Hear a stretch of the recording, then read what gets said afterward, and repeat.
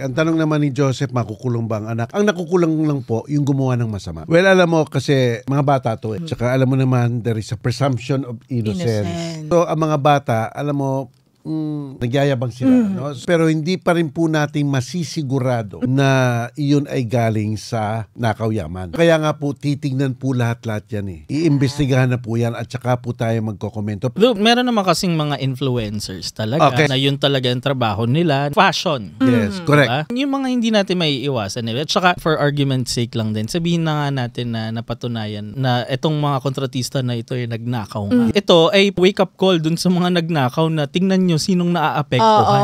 Correct ka dyan. Sinong binabash sa social media. Hindi alam nung anak nyo na nagnakaw ka.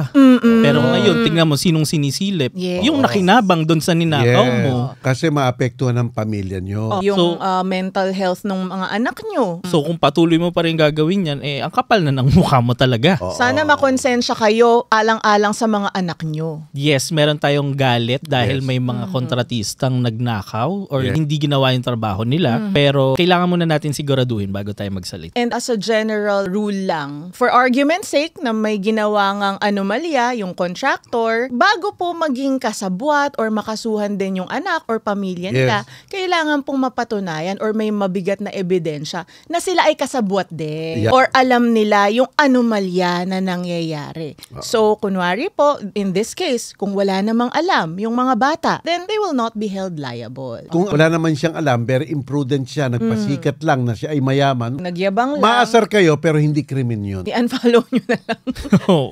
Huwag niyong suportahan.